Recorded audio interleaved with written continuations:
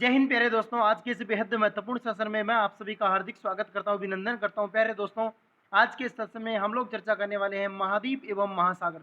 पिछले कुछ अध्यायों में हमने काफ़ी कुछ प्रश्नों को कवर किया था। ये सेशन आपका रहने वाला है वन लाइनर सेशन है। बहुत कम समय में हम बहुत ज़्यादा मैटर को कवर करेंगे। ये आपके सामने जो कंटेंट है, जो राजस्थान बोर्ड एनसीईआरटी पुस्तकों का वन लाइनर समावेशित किया गया है। प्यारे दोस्तों, एग्जाम की दृष्टि से काफ़ी इंपॉर्टेंट रहने वाला है।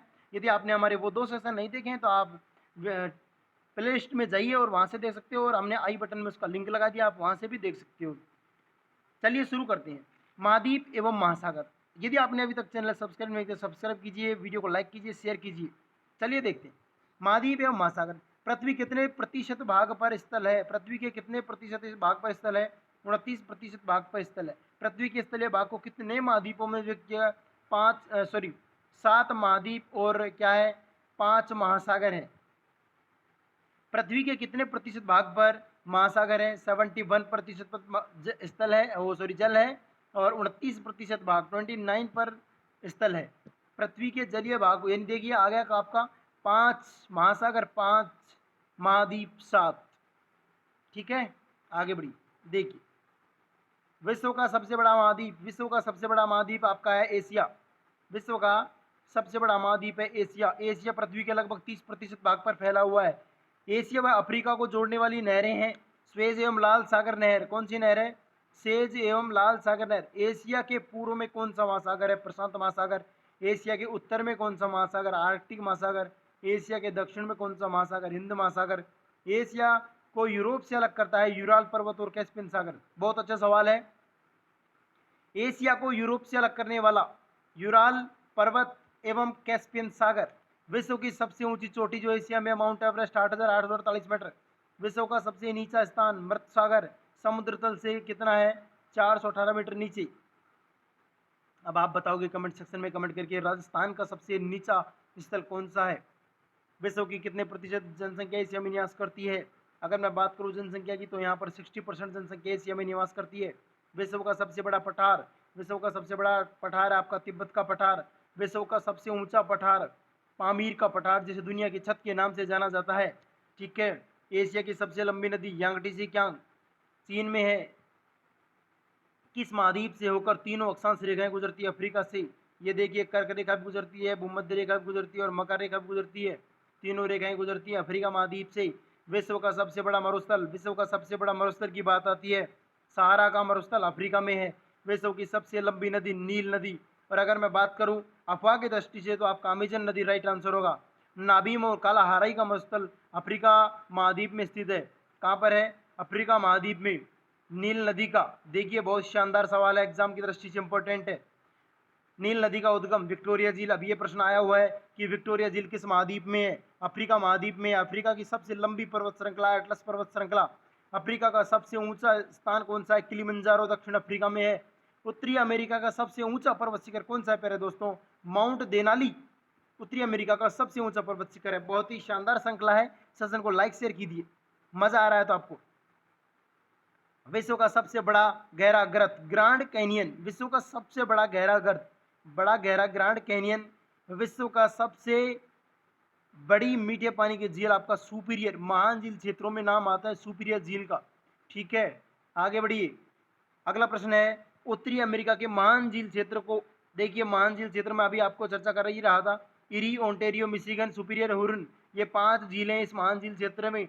ये क्या है? अमेरिका, और इधर ऊपर तो कनाडा है और नीचे अमेरिका है। इन दोनों की सीमा भी बनाता है, प्राकृतिक सीमा। ठीक है। दक्षिणी अमेरिका की सबसे ऊंची चोटी एंकागुआ। दक्षिणी अमेरिका की अगर सबसे ऊंची चोटी की बात की जाए तो एंकागुआ है। अफवा क्षेत्र में विश्व की सबसे बड़ी नदी कौन सी है? अफवा की बात आए तो अमेजन, सबसे लंबी नील, भारत की सबसे बड़ी गंगा, विश्व का सबसे शुष्कतम मरुस्थल अटाकामा का मरुस्थल। विश्व का सबसे शुष्कतम मरुस्थल है अटाकामा का मरुस्थल। कमेंट सेक्शन में कमेंट करके छाप दीजिएगा अटाकामा का मरुस्थल कहाँ पर है। धरती के फेफड़े। देखिए ये प्रश्न आया हुआ है, कौन से पेपर में आया है? कंप्यूटर अनुदेशक में। धरती के फेफड़े अमेजन को वनों को कहा जाता है। ब्राजील में पाए जाने वाले कॉफी का बागान फेजेंटा कहलाते हैं। अंटार्कटिका की खोज करने वाला कैप्टन कुक 1773 में कैप्टन कुक ने खोज कर दी। किसकी भाई? अंटार्कटिका की खोज कर दी। अंटार्कटिका पर पहला कदम किसने रख दिया? अंटार्कटिका पर पहला कदम रख दिया 1821 में जॉन डेविस ने। चंद्रमा पर रख दिया नील आर्मस्ट्रॉन्ग ने। ठीक है, पिछले सेशन में हम चर्चा कर चुके हैं इसकी। सबसे ठंडा मरुस्थल अंटार्कटिका का मरुस्थल सबसे ठंडा है। अंटार्कटिका पर जाने वाला प्रथम भारतीय गिरिराज सिंह सिरोही, बहुत ही गजब। डॉक्टर गिरिराज सिंह सिरोही के रहने वाले थे और 1960 में जाने वाले अंटार्कटिका पर प्रथम भारतीय। देखिए, ये खिताब राजस्थान के नाम होने का सौभाग्य प्राप्त हुआ है। विश्व का दूसरा सबसे छोटा महाद्वीप, विश्व का दूसरा सबसे छोटा महाद्वीप आपका यूरोप। और वैसे लास्ट में देखी जाए तो आप बताइए कमेंट सेक्शन में कमेंट करके क्या होगा राइट आंसर। विश्व का सबसे छोटा आपका हो जाएगा ऑस्ट्रेलिया। ठीक है, अब मैं इसकी ट्रिक में चर्चा करूंगा वीडियो के अंत में। यूरोप एवं एशिया का संयुक्त भाग यूरेशिया कहलाता है। ठीक है जी, यूरोप और एशिया का संयुक्त भाग यूरेशिया कहलाता। यूरोप की सबसे लंबी नदी वोल्गा नदी। विश्व का सबसे छोटा देश वेटिकन सिटी। बहुत ही शानदार सवालों का समावेश किया गया है। मजा आ रहा है सेशन को तो आप लाइक शेयर कीजिए। विश्व का सबसे छोटा महाद्वीप कौन सा है? ऑस्ट्रेलिया महाद्वीप। अभी चर्चा कर रहे थे, वो प्रश्न आपका आ ही गया, देखिएगा। अब मैं बात करता हूँ आगे, प्रश्न नंबर 43। ऑस्ट्रेलिया के निकट द्वीपों के समूह को किस नाम से जाना जाता है? ओसेनिया के नाम से जाना जाता है। किस नाम से? ओसेनिया।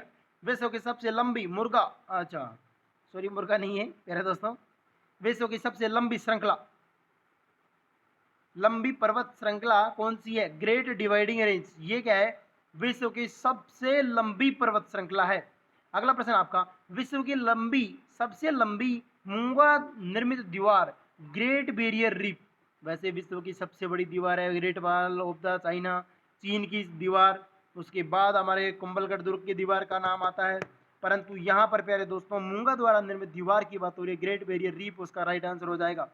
विश्व के प्रसिद्ध भेड़ का संबंध मेरिनो, उसका संबंध किस देश से है? ऑस्ट्रेलिया से है।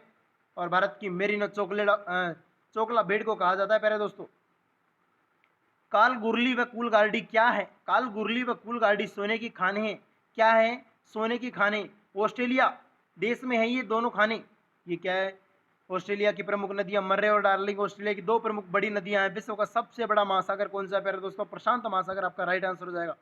ये सेशन थोड़ा फास्ट मैं इस वजह से ले रहा हूँ क्योंकि अब आपको पता है एग्जाम का बहुत कम समय बचा हुआ है और ये रिवीजन करना बनता है। ये रिवीजन नहीं करोगे तो आप 50-50 में पहुंच जाओगे, आप कंफ्यूजन की स्थिति में हो जाओगे और ऐसा आपको नहीं होगा क्योंकि हम यहाँ पर लेकर आ रहे हैं आपके बीच 6 से 12 तक एनसीईआरटी आरबीएससी का वन लाइनर का समावेश, जिसमें होंगे आपके हजारों प्रश्न कवर होने वाले हैं। मजा आएगा सेशन को, लाइक शेयर कर दीजिएगा। प्रशांत महासागर की आकृति कैसी? अगर मैं बात करूं प्रशांत महासागर की आकृति की त्रिभुजाकार है। पृथ्वी का सबसे गहरा गर्त कौन सा है? पृथ्वी का सबसे गहरा गर्त है प्यारे दोस्तों मेरियाना ट्रेंच। इसकी गहराई है 11 किलोमीटर। 11 किलोमीटर मतलब 11,000 मीटर। ठीक है जी, लगभग में आंकड़ा आ रहा है, एग्जैक्ट तो कुछ और ही है, एग्जैक्ट कुछ है 10,400 कुछ है, परंतु यहाँ लगभग में 11,000 हो जाएगा।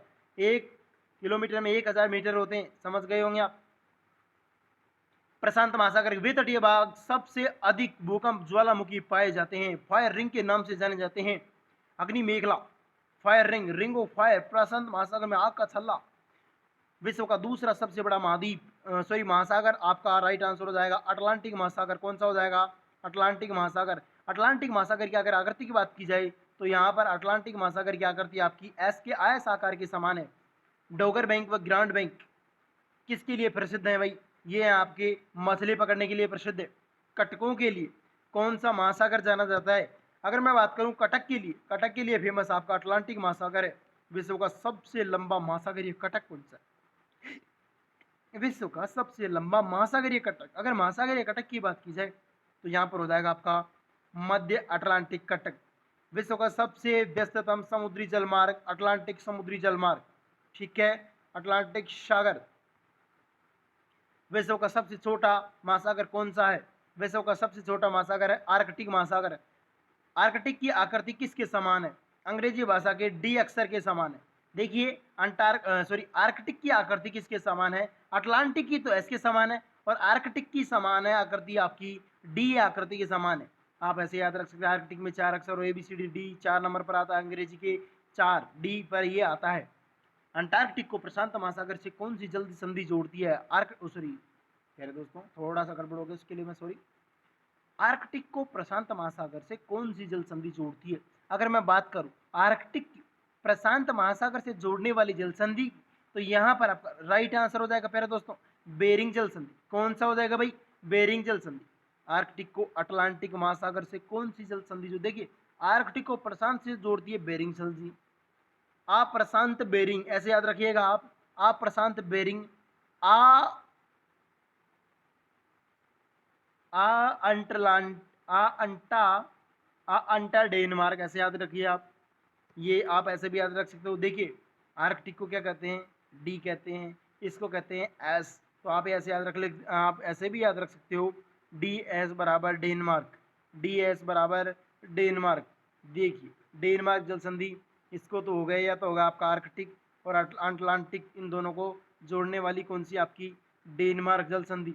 अब समझ में आ गया होगा कि आर्कटिक को तो अटलांटिक से जोड़ती है, कौन सी जोड़ती है? आपकी बेरिंग जल संधि। और आर्कटिक को प्रशांत से बेरिंग जल संधि, आर्कटिक को अटलांटिक से डेनमार्क जल संधि। ठीक है, समझ आ गया होगा। आगे बढ़ते हैं। पर्यावरणीय प्रदेश। पृथ्वी पर सूर्य की किरणें सीधी कहाँ पर पड़ती है? देखिए भूमध्य रेखा पर सीधी किरणें पड़ती है।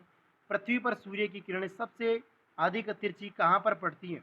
पृथ्वी पर सूर्य की सबसे अधिक तिरछी किरणें ध्रुवों पर पड़ती। देखिए भाई ये है भूमध्य रेखा और ये हमारी पृथ्वी है। अब यहाँ पर क्या है, जैसे यहाँ सीधी पड़ेंगी तो यहाँ पर सर्वाधिक तिरछी पड़ेंगी। ये ध्रुव है, उत्तरी ध्रुव और दक्षिण ध्रुव। भूमध्य रेखा से ध्रुव की ओर तापमान देखिए भूमध्य रेखा पर तापमान ज्यादा होता है और ध्रुव पर कम होता है। इसी वजह से तो बर्फ जमती है। प्रेरीज घास के मैदान उत्तरी अमेरिका में पाए जाते हैं। कहाँ पर पाए जाते हैं? उत्तरी अमेरिका में। नीलगिरी की पहाड़ियाँ आपके तमिलनाडु राज्य में पाई जाती हैं। अन्नामलाई की पहाड़ी देखिए नीलगिरी तमिलनाडु में, अन्नामलाई पहाड़ियाँ तमिलनाडु केरल में, स्टेपीज घास के मैदान यूरोप में। याक का संबंध किस मरुस्थल से है? शीत मरुस्थल लद्दाख में याक पाया जाता है। एस्किमो के बर्फ से बने घर क्या कहलाते हैं? इग्लू कहलाते हैं। सील तथा वालरस किस क्षेत्र में पाए जाते हैं? ध्रुवीय क्षेत्र में। दो अक्षांशों के बीच के जाने, अब देखिए इसकी मैं पिछले सेशन में चर्चा कर चुका हूँ पहले दोस्तों। दो अक्षांशों के बीच आपका कटिबंध जोन के नाम से जाना जाएगा। रेत के टीले अन्य किस नाम से जाने जाते हैं? धोरे के नाम से जाने जाते हैं। अगला आपका चैप्टर आ रहा है हमारा सामाजिक परिवेश। समाज की सबसे छोटी इकाई क्या कहलाएगी भाई? परिवार कहलाएगी। बालक की प्रथम पाठशाला भी क्या है? परिवार ही है। ऐसा परिवार जिसमें दादा दादी चाचा चाची मम्मी पापा एक साथ रहते हो क्या कहलाता है भाई? संयुक्त परिवार कहलाता है। जिस परिवार में केवल माता पिता और उनकी संतान रहती है वो क्या कहलाता है? एकल परिवार कहलाता है। परिवार के सभी सदस्यों हमारे सबसे निकट कौन होते हैं? पड़ोसी होते हैं। देखिए पड़ोसी से हमेशा अच्छे संबंध रखा करो। पड़ोसी आपके बहुत जो आपके कांड हैं उनके राज खोल देते हैं, तो पड़ोसी से हमेशा अच्छे संबंध रखना। हमारे देश में चाय के अनुकूल परिस्थितियां कहाँ पर पाई जाती है? देखिए चाय के अनुकूल परिस्थितियां आपकी पाई जाती है असम में।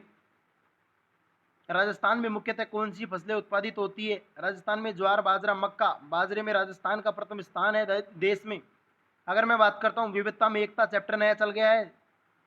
बिहू किस क्षेत्र का लोक नृत्य बिहू किस क्षेत्र का त्यौहार है? तो बिहू आपका हो जाएगा असम। ओणम आपका केरल, बहुत ही गजब। पोंगल तमिलनाडु। देखिए ये मिलान का सवाल हो सकता है आपके एग्जाम में। गणगौर व तीज किस क्षेत्र का प्रसिद्ध त्यौहार है? तीज त्योहारी बावड़ी लेडूबी गणगौर राजस्थान का प्रसिद्ध त्यौहार है। छठ पूजा आपका बिहार का। बैसाखी आपका पंजाब का। वैसाखी पंजाब का। लिट्टी चोखा आपका है बिहार का। डोकला खमण डोकला आपका गुजरात का है प्यारे दोस्तों। दाल बाटी चूरमा और हम भारत के सूरमा ये राजस्थान का प्रसिद्ध है। इडली डोसा ये आपका दक्षिणी भारत का प्रसिद्ध व्यंजन है। ठीक है, हमारा राष्ट्रीय चिन्ह आपका है अशोक स्तंभ, जो सारनाथ से लिया गया है। कहाँ से लिया गया है? सारनाथ से। हमारा राष्ट्रीय गीत वंदे मातरम रविंद्रनाथ टैगोर द्वारा रचित। हमारा राष्ट्रीय गान जनमन। हमारा राष्ट्रीय पुष्प कमल। राष्ट्रीय पक्षी मोर। हमारा राष्ट्रीय पशु बाघ। ठीक है, हमारा राष्ट्रीय ध्वज तिरंगा। 3:2 लंबाई चौड़ाई का। अगर आपसे चौड़ाई लंबाई का पूछेगा 2:3 ध्यान रखिएगा। यहाँ से सवाल टेक्निकल हो सकता है। स्मार्ट क्वेश्चन होते हैं जो हमें फंसा देते हैं। हमारा राष्ट्रीय ध्वज तिरंगा हो ही गया 22 जुलाई 1947 को। JB कृपलानी झंडा समिति के अध्यक्ष थे प्यारे दोस्तों। हमारे राष्ट्रीय खेल कौन सा है? हॉकी है। हमारी राष्ट्रीय मुद्रा है रुपया। रुपया को नया डिजाइन दिया गया था प्यारे दोस्तों 2010 में इसको दिया गया नया रूप। ये वाला पहले ये लोगो नहीं था हमारा, ये लोगो दिया गया डी उदय कुमार, IIT बॉम्बे का छात्र था। ये 3 भाषाओं के मिश्रण से बना हुआ है, हिंदी, संस्कृत और अंग्रेजी भाषा। ठीक है, हमारे बाजार, आपका अगला चैप्टर आता है हमारे बाजार। वस्तु के बदले वस्तु देकर आवश्यकता की पूर्ति करना क्या कहलाता है? वस्तु के बदले वस्तु देकर आप आवश्यकता की पूर्ति करना वस्तु विनिमय कहलाता है। इन दिनों चर्चा में है प्यारे दोस्तों। क्यों चर्चा में? आप कमेंट सेक्शन में कमेंट करके बताओ। आप करंट से कितना अपडेट रहते हो, मैं ये देख पा रहा हूँ। वस्तु के बदले पैसे देकर ये क्या कहलाता है? मुद्रा विनिमय व्यापार कहलाता है प्यारे दोस्तों। वे व्यापारी जो उत्पादक से बड़ी मात्रा में सामान खरीदकर छोटे व्यापारी को बेचते हैं, वो क्या कहलाते हैं? थोक व्यापारी कहलाते हैं। ये लोग क्या करते हैं, जो मैन्युफैक्चर होता है वहाँ से माल ले आते हैं, और जो फुटकर व्यापारी होते हैं, छोटे व्यापारी होते हैं, उनको ये लोग ये माल की सप्लाई करते हैं, उनको बेच देती है। क्या करते? थोक व्यापारी कहलाते हैं। वह व्यापारी जो वस्तु को अंतिम उपभोक्ता तक बेचता है, खुदरा और फुटकर व्यापारी कहलाता है। भारत के सभी बैंक किसके निर्देशन में काम करते हैं? बैंकों का बाप आरबीआई को कहा जाता है, उसके निर्देशन में सभी बैंक काम करते हैं। एटीएम का पूरा नाम ऑटोमेटेड टेलर मशीन, काफ़ी बार एग्जाम में पूछा गया है, ध्यान रखिएगा। परिवार के सदस्यों के सहयोग से चलने वाला उद्योग क्या कहलाएगा? कुटीर उद्योग कहलाएगा। लगभग 20 व्यक्तियों के सहयोग से चले जाने वाला उद्योग क्या कहलाएगा? आपका लघु उद्योग कहलाएगा। सहकारिता एवं उपभोक्ता संरक्षण आपका अगला चैप्टर है। ये क्या है? रीट के सिलेबस में इसको हटा दिया गया है, फिर भी हम लोग पढ़ लेंगे। पढ़ने में हमें किसी प्रकार का कोई एतराज़ नहीं है, क्योंकि एक बार रिवीजन करना तो बनता है। क्या पता कोई इनडायरेक्ट सवाल आ ही जाए। संगठित रूप से व्यक्ति आपस में सहयोग करने के लिए कहलाता है, सहकारिता कहलाता है। सहकारिता का मूल मंत्र है एक सबके लिए एक, ये सहकारिता का मूल मंत्र है। एग्जाम की दृष्टि से आपका इंपॉर्टेंट हो सकता है, ध्यान रखिएगा। एक प्राथमिक सहकारी समिति गठन के लिए कम से कम 15 सदस्यों का होना जरूरी है। कितने सदस्यों का? 15। जब कोई व्यक्ति किसी सेवा या वस्तु को खरीदता है तो वह कहलाता है उपभोक्ता कहलाता है। क्या कहलाता है? उपभोक्ता कहलाता है। उपभोक्ता के अधिकारों की रक्षा के लिए कौन से कानून का प्रावधान किया गया है? उपभोक्ता संरक्षण अधिनियम 1986। अब नया उपभोक्ता संरक्षण अधिनियम आ गया है प्यारे दोस्तों, इसकी जगह उसने ले ली है। बताइए कमेंट सेक्शन में कमेंट करके कब आया नया उपभोक्ता संरक्षण अधिनियम। कितना अपडेट रहते हो आप, मैं ये देख पा रहा हूँ। जिला उपभोक्ता मंच के रूप में कितने, देखिए जिला उपभोक्ता की बात आएगी ना तो 20 लाख, और अगर राज्य की बात आएगी ना तो 20 लाख से 1 करोड़, और 1 करोड़ से ऊपर आप राष्ट्रीय उपभोक्ता आयोग है वहाँ पर शिकायत कर सकते हो। समझ आ गया होगा? बिल्कुल, किसी प्रकार कोई डाउट नहीं रहना। अगर डाउट है तो आप हमें कमेंट सेक्शन में कमेंट करके बताइएगा किसी प्रश्न को लेकर। दूसरे की मेहनत का अनुचित लाभ उठाना ये शोषण कहलाता है आपका, और शोषण के विरुद्ध अधिकार संविधान में मौलिक अधिकारों में भी इसका उल्लेख किया गया है। क्रय की गई वस्तु निश्चित समय में अवधि दोषपूर्ण होने के बदले, देखिए उसकी क्या नया देता है तो क्या कहलाता है? गारंटी कहलाता है। आपने कोई वस्तु खरीदी, उसकी आपको 1 ईयर की गारंटी होती है। अगर वारंटी है तो आप उसको ठीक करके दोगे, गारंटी है तो चेंज होगा। ठीक है। सहकारी समिति का पंजीकरण करवाया जाता है। सहकारिता विभाग में सहकारी समिति का पंजीकरण करवाया जाता है। सरकार व लोकतंत्र अगला चैप्टर है। सरकार का कार्य क्या होता है? सभी नागरिकों के लिए कानून बना। जब निर्णय लेने की शक्ति अकेले व्यक्ति या राजा के पास होती है तो वह राजतंत्र कहलाता है प्यारे दोस्तों। क्या कहलाता है? राजतंत्र। वर्तमान में कैसा शासन है देश में? डेमोक्रेसी या लोकतंत्र। ठीक है। जनता के द्वारा जनता के लिए चुनाव प्रतिनिधि अब्राहम लिंकन की बहुचर्चित परिभाषा है, आप लोगों ने काफ़ी सुना भी होगा, काफ़ी पढ़ा भी होगा। अगर पसंद देखिए, जब जनता अपना प्रतिनिधि निश्चित समय के लिए वोट देकर चुनती है और इस निर्णय में जनता द्वारा चुने गए प्रतिभागियों की सहभागिता होती है तो उसे क्या कहा जाता है? देखिए जनता खुद चुन रही है, स्वतंत्र, बिना किसी दबाव में आकर, बिना किसी आरोप प्रत्यारोप के जनता चुनती है तो वो लोकतंत्र होता है। जब लोकहित को ध्यान में न रखते हुए दूसरों को दबाकर निर्णय लिया जाए, ऐसी सरकार कहलाती है डिक्टेटर, तानाशाही सरकार कहलाती है। ठीक है। सरकार के चयन हेतु आवश्यक वयस्क, देखिए बहुत गजब सवाल है। 18 वर्ष का व्यक्ति वोट डाल सकता है और सरकार के चुनाव में क्या कर सकता है? भागीदारी। 61वां संविधान संशोधन 1988 अधिनियम था, 1989 में लागू हुआ। राजीव गांधी की सरकार थी प्यारे दोस्तों। 1988 में जब ये पेश हुआ, राजीव गांधी की सरकार थी, और उस समय इसमें क्या था? पहले 21 साल तक के व्यक्ति वोट डालते थे, फिर इसको 21 से घटाकर 18 तक किया गया। अगला प्रश्न आपका, अगला चैप्टर है बाल अधिकार एवं बाल संरक्षण। ठीक है। 20 नवंबर 1989 को संयुक्त राष्ट्र संघ के बाल अधिकार अधिवेशन में बालकों के 4 रूपों को स्वीकार किया गया। 11 दिसंबर 1992। ठीक है। ये कब स्वीकार किया 4 रूपों को?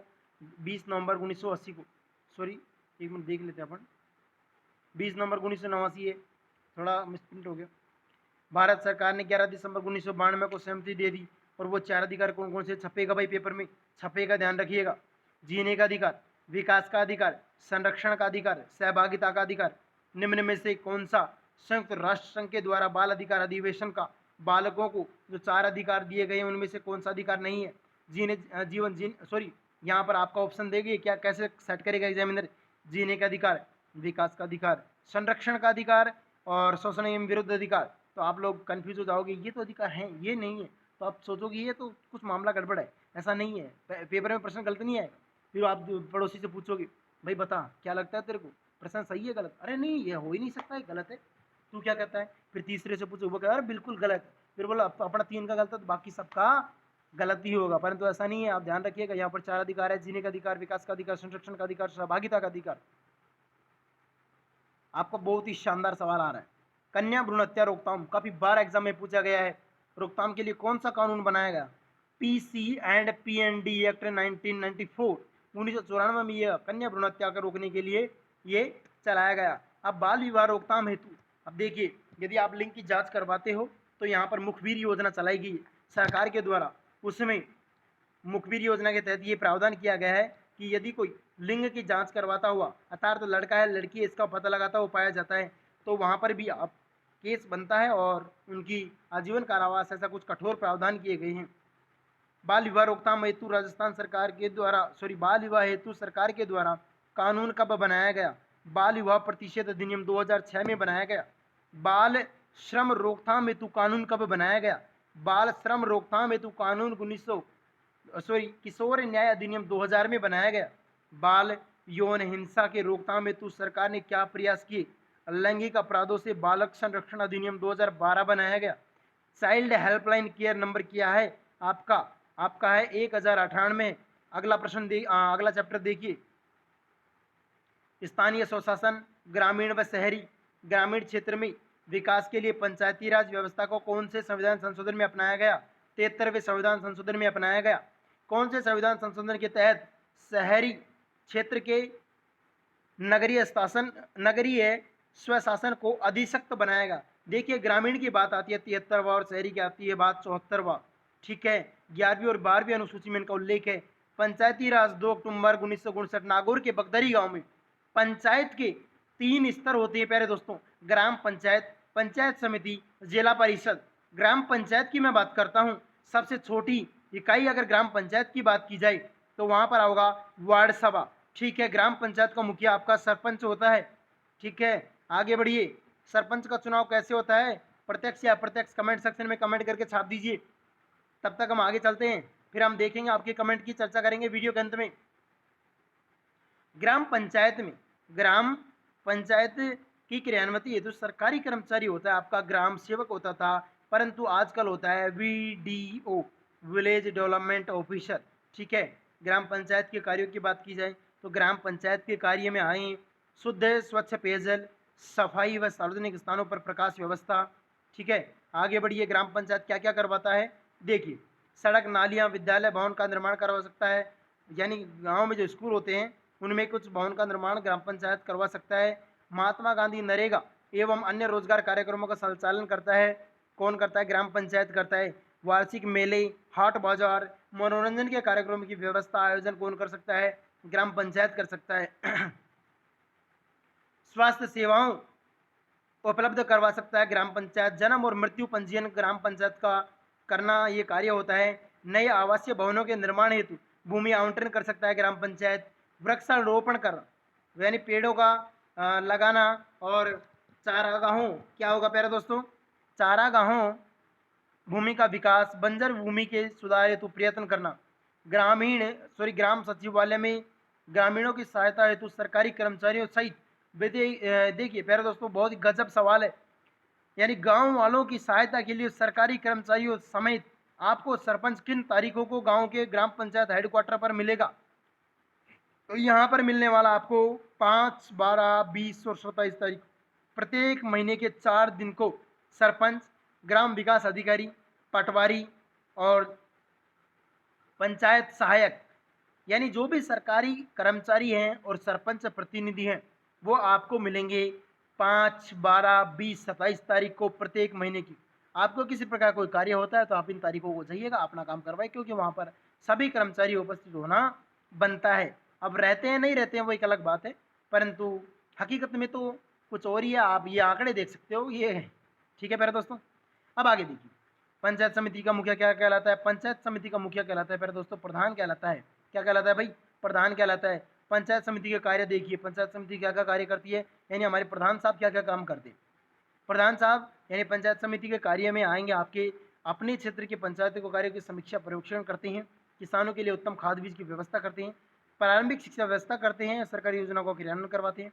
पंचायत समिति के कार्यों के लिए सरकारी अधिकारी होता है खंड विकास अधिकारी, BDO। ठीक है, ब्लॉक डेवलपमेंट ऑफिसर। जिला परिषद का मुखिया होता है आपका जिला प्रमुख। प्यारे दोस्तों जिला परिषद के कार्य देखिए, जिला प्रमुख यानी जिला परिषद के कार्य देखते हैं अपन। यहाँ पर होंगे ग्राम पंचायत राज्य सरकार के बीच कड़ी का कार्य करती है। जिला परिषद है जो ग्राम पंचायत और राज्य सरकार के बीच की कड़ी का, ये प्रश्न हो सकता है आपका, बहुत ही गजब का सवाल हो सकता है यहाँ से। ग्राम पंचायत और राज्य सरकार के बीच की कड़ी का, ग्राम पंचायत एवं राज्य सरकार के बीच में कड़ी का कार्य करता है जिला परिषद, पंचायत समिति, ग्राम पंचायत। उपरोक्त सभी गलत मत कर देना, ठीक है, गलत नहीं करने का। ठीक है, अब समझ आ गया होगा मैं क्या कहना चाह रहा हूँ। पंचायत समिति के कार्यों को देख पाए, पंचायत समिति क्या क्या कार्य करे उनको भी ध्यान में रखता है। कौन रखता है, जिला प्रमुख। जिला परिषद जिला संपूर्ण जिले की विकास योजना बनाती है, जिले में होने वाले विकास कार्यों की समीक्षा पर्यवेक्षण करती है। जिला परिषद के कार्य के लिए सरकारी अधिकारी देखिए, वहाँ तो हुआ वीडियो, फिर वो आपका BDO, और यहाँ होगा CEO। ठीक है, CEO मुख्य कार्यकारी अधिकारी, कार्य तो होता है। अब देखिए, अब बहुत ही शानदार सवाल है, 20,000 से 1 लाख के मध्य कौन सी स्वायत्त शासन व्यवस्था कार्य करती है। 1 लाख से 20,000 आपका हो जाएगा नगर पालिका, 1 लाख से 5 लाख में आपका हो जाएगा नगर परिषद, 5 लाख से अधिक में आपका हो जाएगा नगर निगम। 20 देखिए 20,000 से 1 लाख नगर पालिका, 1 लाख से 5 लाख नगर परिषद, और 5 लाख से अधिक आपका नगर निगम हो जाएगा। वर्तमान में राजस्थान में 35 नगर निगम है। ठीक है, वो सॉरी नगर परिषद है, सॉरी दोस्तों, नगर निगम नहीं है, नगर परिषद। देखिए 35 नगर परिषद। नगर पालिका का मुखिया क्या कहलाता है, नगर पालिका का। फिर दोस्तों एक बार आप कमेंट सेक्शन में कमेंट करके बताइए कितनी नगर परिषद है, मुझे कुछ डाउट लग रहा है, फिर भी हम लोग इसको कंफर्म कर लेंगे। 35, पहले 34 थी, एक कोटपुतली नया बना। और यदि आपको किसी प्रकार का इस प्रश्न पर डाउट है तो आप हमें कमेंट सेक्शन में कमेंट करके बताइएगा। नगर पालिका का मुखिया क्या कहलाता है, नगर पालिका का मुखिया कहलाता है चेयरमैन, बोलते हैं उसको, चेयरमैन की कुर्सी मिल गई साहब, अध्यक्ष। नगर परिषद का मुखिया सभापति कहलाता है, और नगर निगम का मेयर या महापौर कहलाता है। अब देखिए वहाँ तो हुआ सरपंच, प्रधान, जिला प्रमुख, और ये वो क्या है, ग्रामीण है। और यहाँ पर वो 73वें में आएगी, 74वें में आएगी, 74वें में बात करता हूँ मैं, तो यहाँ पर आपका अध्यक्ष, सभापति, मेयर और महापौर। ठीक है, इन सभी शहरी ग्रामीण संस्थाओं का कार्यकाल होता है आपका 5 वर्ष। ठीक है भाई, तीनों शहरी संस्थाओं के कार्य कौन कौन से, ये पानी की व्यवस्था करते हैं गाँव में, सड़कों लाइटों की व्यवस्था, जन्म मृत्यु, दमकल की व्यवस्था करते हैं, शहर में कहीं पर आग लग जाती है तो ये कार्य करते हैं। इनके वो तो क्या है, ये है ऐच्छिक अनिवार्य कार्य, इनको भी देख लीजिए। सार्वजनिक पार्क बनवाते हैं, स्टेडियम बनवाते हैं, वाचनालय पुस्तकालय को निर्माण करते हैं, वृक्षारोपण का कार्य करते हैं, दमकल आदि की व्यवस्था करते हैं। मतदाता सूची द्वारा निर्वाचित पदाधिकारी, सॉरी क्या है, मतदाता द्वारा चुना गया पदाधिकारी क्या कहलाता है, निर्वाचित कहलाता है। मतदाता द्वारा नियुक्त किया गया पदाधिकारी क्या कहलाता है, मनोनीत कहलाता है। ठीक है प्यारे दोस्तों, अगला चैप्टर देखिए, अगला चैप्टर आपका जिला प्रशासन व न्याय व्यवस्था। जिला प्रशासन व न्याय व्यवस्था में देखिए राजस्थान में कितने संभाग हैं, 7 संभाग, 33 जिले। ठीक है, जिला प्रशासन क्या क्या काम करता है, जिला प्रशासन निम्न में से कौन सा जिला प्रशासन का कार्य नहीं है। कथन और कारण को लेकर सवाल बन सकता है, कूट को लेकर सवाल बन सकता है। शांति व्यवस्था व कानून व्यवस्था बनाए रखना, भू अभिलेख संसारित और राजस्व प्राप्त करना, आपका रसद और अन्य सामग्री संबंधित व्यवस्था करना, शिक्षा, चिकित्सा, स्वास्थ्य, पेयजल, विभिन्न बिजली, यातायात की व्यवस्था करना, रसद और अन्य सामग्री संबंधित व्यवस्था करना, जिले के विकास के लिए विभिन्न योजनाएं बनाना, लागू करना, विभिन्न संवैधानिक संस्थाओं के चुनाव संपन्न करवाना, प्राकृतिक आपदाओं से बचाव और राहत कार्य, जनता और सरकार के बीच कड़ी का कार्य करना, पंचायती राज और जिला प्रशासन के मध्य समन्वय स्थापित करना, जन समस्याओं का निस्तारण करना। आगे देखिए, ये तो इनके कार्य थे। जिला प्रमुख, अगला प्रश्न आपका, जिले में शांति व कानून व्यवस्था बनाए रखने की जिम्मेदारी प्यारे दोस्तों किसकी होती है? जिला कलेक्टर की होती है। जिले में पुलिस विभाग किसके निर्देशन में काम करता है? सुप्रिटेंडेंट ऑफ पुलिस, एसपी के निर्देशन में काम करता है। जिला मजिस्ट्रेट कलेक्टर के अधीन उपखंड स्तर पर कार्य करता है। एडीएम, और एडीएम होता है उपखंड मजिस्ट्रेट। जिला मजिस्ट्रेट कलेक्टर के अधीन तहसील स्तर पर कौन कार्य करता है? कार्यपालक के रूप में। यहाँ पर आपका होगा मजिस्ट्रेट अर्थात एसडीएम। ठीक है। संपत्ति, जमीन जायदाद, खरीदारी, विवाह, किराया और संविदा संबंधित विवाद किस श्रेणी में आते हैं? ये आएंगे आपके दीवानी। और लड़ाई, दंगे, हत्या, मारपीट, चोरी, ये आएंगे आपके प्यारे दोस्तों फौजदारी में। किस में आएंगे? फौजदारी में। अगला प्रश्न देखिए, बहुत ही शानदार सवाल है। भूमि संबंधित विवाद में कृषि भूमि का उत्तराधिकारी, नामांतरण, खातेदारी, लगान आदि के विवाद किस श्रेणी में आते हैं? आदि के विवाद आपके राजस्व श्रेणी में आते हैं। ये राजस्व मुख्यालय अजमेर के द्वारा इनको सुलझाया जाता है। जिले में कितने प्रकार के न्यायालय होते हैं? जिले में 3 प्रकार के न्यायालय होते हैं। आप लोग किसी प्रकार का कोई हत्या मारपीट हो जाती है, आप लोग एफआईआर दर्ज करवाते हो थाने में, कभी सोचा है कि एफआईआर का पूरा नाम क्या होता है? फर्स्ट इन्फॉर्मेशन, और ये हो जाएगा आपका रिपोर्ट, प्रथम सूचना प्रतिवेदन। प्यारे दोस्तों, अब आ गया हमारा चैप्टर हमारा अतीत। अब देखिए हम चर्चा करने वाले हैं नए चैप्टर पर, हमारे अतीत के ज्ञान के भंडार का कैसे पता लगा। तो ये कुछ चैप्टर, अभी तो हमने चैप्टर करे थे आरबीएससी के कवर, अब ये कुछ चैप्टर एनसीईआरटी के आ रहे हैं और उनको भी कवर करेंगे। हमारा अतीत, हमारे अतीत के ज्ञान के भंडार का कैसे पता लगता है प्यारे दोस्तों? शिलालेख और पुरातन सामग्री से पता लगता है। वे स्रोत जो पुराने हैं तथा पुरातत्ववेताओं द्वारा एकत्रित किए जाते हैं क्या कहलाते हैं? पुरातात्विक स्रोत कहलाते हैं। क्या कहलाते हैं? पुरातात्विक स्रोत। वे प्राचीन स्रोत जो किसी भाषा में लिखे गए साहित्यिक स्रोत, किसी प्राचीन भाषा में लिखे गए हैं, वो क्या कहलाते हैं? साहित्यिक स्रोत कहलाते हैं। मानव ने सर्वप्रथम किस धातु की खोज की? तांबा धातु की खोज की। सिंधु सभ्यता का पहला नगर कौन सा खोजा गया? हड़प्पा सभ्यता। सिंधु सभ्यता का पहला नगर खोजा गया हड़प्पा, इस वजह से सिंधु सभ्यता को हड़प्पा सभ्यता भी कहते हैं। 1921 में दयाराम साहनी के निर्देशन में। अगला प्रश्न आपका, सिंधु सभ्यता में कौन सा स्थल पाकिस्तान में है? पाकिस्तान में आपके हैं मोहनजोदड़ो, हड़प्पा, कोट दीजगी और आपका चंदू हड़ो। अब मैं बात करता हूँ भारत में कौन से स्थल है सिंधु सभ्यता में? रोपड़, लोथल, धोलावीरा, कालीबंगा। अगला प्रश्न आपका, वेदों की रचना किस नदी के तट पर हुई? तो यहाँ पर आपका राइट आंसर हो जाएगा सरस्वती नदी के तट पर। सरस्वती नदी का उद्गम माना जाता है शिवालिक कालका पहाड़ी हिमाचल प्रदेश से माना जाता है।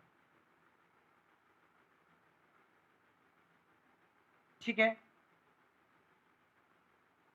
अब बात करते हैं हम, वेदों की रचना किस नदी के तट पर हुई?